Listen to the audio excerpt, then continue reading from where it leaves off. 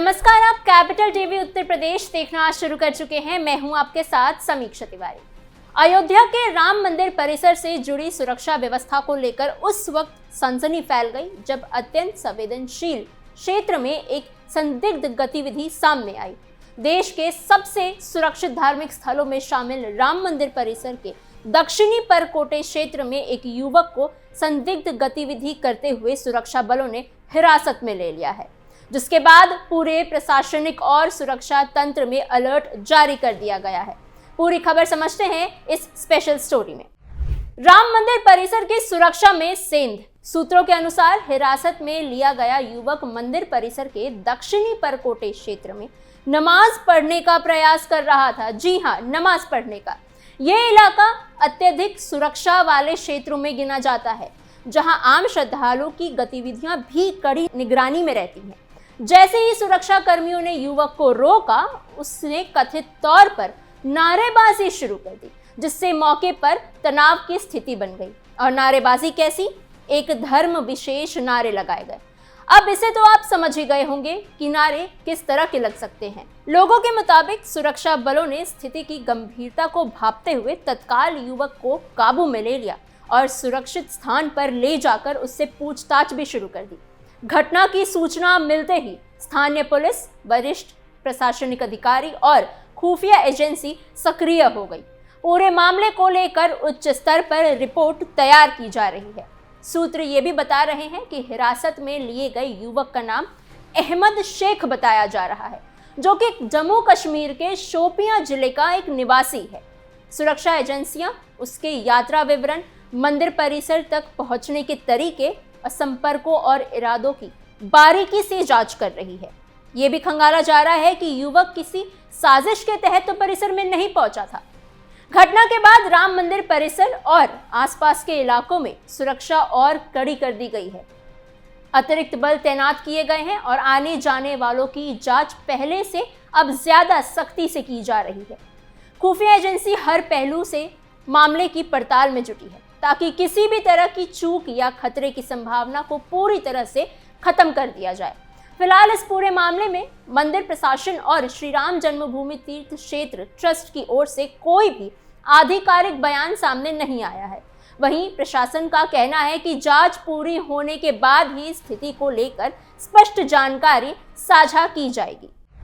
कश्मीरी मुसलमान की नमाज मंदिर में ही क्यों? ये घटना एक बार फिर ये सवाल खड़ी करती है कि अत्यधिक संवेदनशील धार्मिक स्थलों की सुरक्षा में किसी भी स्तर पर लापरवाही की कोई गुंजाइश नहीं हो सकती। सुरक्षा एजेंसियां अब ये सुनिश्चित करने में जुटी हैं कि राम नगरी की शांति, श्रद्धा और सुरक्षा से किसी भी कीमत पर समझौता ना हो पाए। एसएसपी डॉक्टर गौरव ग्रोवर ने इस पूरे मामले की जानकारी देते हुए बताया कि मंदिर परिसर से जिस व्यक्ति को पकड़ा गया है उसकी उम्र करीब 55 वर्ष है और वो श्रीनगर का रहने वाला है। सुरक्षा एजेंसियों के अनुसार जब ये व्यक्ति मंदिर के परकोटे के पास कपड़ा बिछा रहा था, तभी वहां तैनात सुरक्षा कर्मियों को उसकी गतिविधियों पर कहीं ना कहीं संदेह जरूर हुआ। इसके बाद सुरक्षा बलों ने उस पर नजर रखनी शुरू की। कुछ ही समय बाद वो व्यक्ति उन कपड़ों पर बैठकर नमाज पढ़ने की कोशिश करने लगा, जिसके बाद तुरंत कार्यवाही करते हुए उसे रोक लिया गया और पूछताछ के लिए हिरासत में लिया गया। यह घटना अपने आप में केवल एक व्यक्ति की गतिविधि तक सीमित नहीं मानी जा रही है, बल्कि इसके लिए गंभीर मानी जा रही है, क्योंकि हाल के समय में इस तरह की घटनाएं अलग अलग स्थानों से भी सामने आती रही है। कई मामलों में देखा गया है कि कोई मुस्लिम व्यक्ति किसी हिंदू मंदिर, धार्मिक स्थल या फिर गंगा घाट जैसे पवित्र स्थानों पर बैठकर नमाज पढ़ना शुरू कर देता है। ऐसे में स्वाभाविक रूप से वहां मौजूद श्रद्धालुओं की धार्मिक भावनाएं आहत जरूर होती है। यदि अगर कोई हिंदू इस पर आपत्ति जताता है तो स्थिति तनावपूर्ण हो जाती है और दोनों पक्षों के बीच विवाद की संभावना है वो बढ़ जाती है, जो कानून व्यवस्था के लिए एक चिंता का विषय बन जाती है। धार्मिक दृष्टि से भी ये सवाल उठता है कि जब स्वयं इस्लाम में ये कहा जाता है कि यदि किसी की इबादत से दूसरे को परेशानी होती है या किसी की भावनाएं आहत होती है तो ऐसी नमाज स्वीकार नहीं की जाती। तो फिर जानबूझकर दूसरे धर्म के पवित्र स्थलों पर इस तरह की गतिविधियां आखिर क्यों हो रही है? क्या इसका उद्देश्य केवल धार्मिक आस्था है या इसके पीछे कोई और मंशा छिपी हुई है?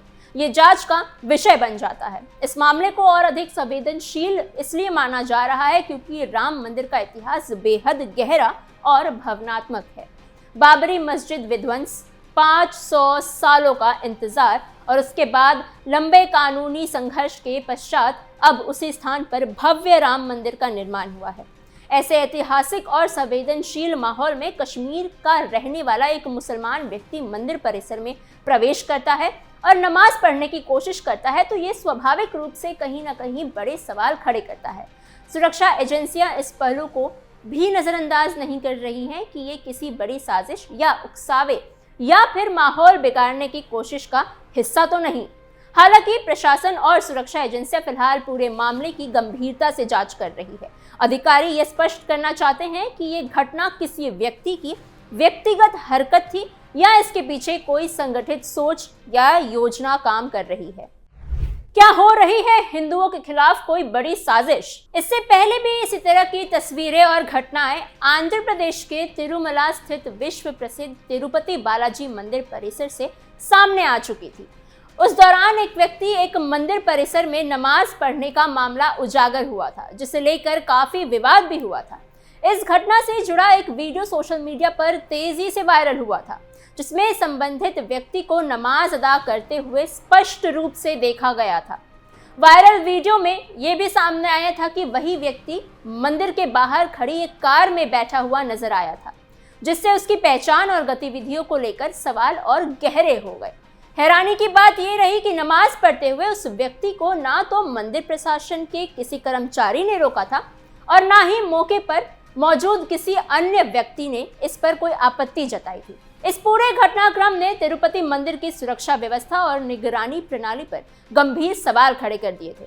गौरतलब है कि तिरुपति बालाजी मंदिर में हिंदुओं के अलावा अन्य धर्मों के श्रद्धालु भी दर्शन के लिए आते रहे हैं, लेकिन इसके लिए मंदिर प्रशासन द्वारा एक निर्धारित प्रक्रिया का पालन कराया जाता है। एपी राजस्व बंदोबस्ती एक नियम के तहत गैर हिंदू श्रद्धालुओं को दर्शन से पहले वैकुंठम परिसर में एक घोषणा पत्र पर हस्ताक्षर करना अनिवार्य होता है। इस घोषणा पत्र के माध्यम से गैर हिंदू श्रद्धालुओं को भगवान वेंकटेश्वर में अपनी आस्था व्यक्त करनी होती है और साथ ही मंदिर की परंपराओं, रीति रिवाज और धार्मिक मर्यादों का सम्मान करने का संकल्प लेना होता है। इसी व्यवस्था का उद्देश्य ये सुनिश्चित करता है कि मंदिर की धार्मिक भावनाओं और परंपराओं का उल्लंघन ना हो पाए। इसके बावजूद मंदिर परिसर में नमाज पढ़े जाने की घटना सामने आने के बाद ये सवाल उठे थे कि क्या नियमों का सही तरीके से पालन नहीं कराया गया था और क्या सुरक्षा व प्रशासनिक निगरानी में कहीं चूक हो गई थी। इस मामले ने न सिर्फ मंदिर प्रशासन के कार्य प्रणाली को कटघरे में खड़ा किया था, बल्कि धार्मिक स्थलों की सुरक्षा और नियमों के सख्त पालन को लेकर व्यापक बहस को भी जन्म दिया था। और पिछले ही साल उत्तर प्रदेश के बदायूं से भी ऐसी ही घटना सामने आई थी, जिसने कुछ समय के लिए इलाके का माहौल तनावपूर्ण बना दिया था। इस मामले में आरोप है कि एक 50 वर्षीय मुस्लिम व्यक्ति प्राचीन ब्रह्मदेव मंदिर परिसर में जाकर नमाज अदा करते हुए दिखाई दिया था। इस पूरी घटना का वीडियो किसी ने रिकॉर्ड करके सोशल मीडिया पर डाल दिया था, जो देखते ही देखते वायरल हो गया। वीडियो में साफ तौर पर देखा जा सकता है कि वो व्यक्ति मंदिर परिसर में स्थित एक पेड़ के नीचे नमाज पढ़ रहा था, जिसके बाद ये मामला चर्चा का विषय बन गया। वीडियो वायरल होते ही हिंदू संगठनों की ओर से कड़ा विरोध दर्ज कराया गया। संगठनों का कहना था कि ये जानबूझकर किया गया है ताकि धार्मिक भावनाओं को ठेस पहुंचे और क्षेत्र में शांति व्यवस्था बिगाड़ी जा सके। कुछ लोगों का ये भी मानना था कि उस व्यक्ति को किसी खास मकसद के तहत एक जरिया बनाया गया ताकि हिंदू संगठनों और स्थानीय लोगों को उकसाया जा सके। मामले ने तूल पकड़ते देख स्थानीय पुलिस ने तुरंत संज्ञान लिया और पूरे प्रकरण की गंभीरता से जांच शुरू कर दी। पुलिस ने वीडियो की जांच, मौके की पड़ताल और संबंधित लोगों से पूछताछ के बाद नमाज पढ़ रहे व्यक्ति के खिलाफ मामला दर्ज किया। कानून व्यवस्था बनाए रखने और किसी तरह के तनाव को रोकने के लिए पुलिस ने आरोपी को गिरफ्तार कर लिया और आगे की कानूनी कार्यवाही शुरू कर दी गई। प्रशासन की ओर से यह भी साफ किया गया कि किसी को भी धार्मिक स्थलों का दुरुपयोग कर माहौल बिगाड़ने की इजाजत नहीं दी जाएगी और कानून के तहत सख्त कार्यवाही की जाएगी। अब एक बहुत जायज सवाल है कि क्या कोई हिंदू व्यक्ति एक मस्जिद में या फिर एक दरगाह पर जाकर हनुमान चालीसा का पाठ कर सकता है क्या? क्या कोई मक्का मदीना में जाकर आरती कर सकता है क्या? यही कारण है कि पुरी के जगन्नाथ मंदिर जैसे स्थानों पर गैर हिंदुओं का प्रवेश करना ही वर्जित है, क्योंकि जब आप किसी और धर्म के होते हुए किसी अन्य धर्म स्थलों पर जाते हैं तो आपको उस धर्म स्थल की इज्जत करनी ही पड़ेगी।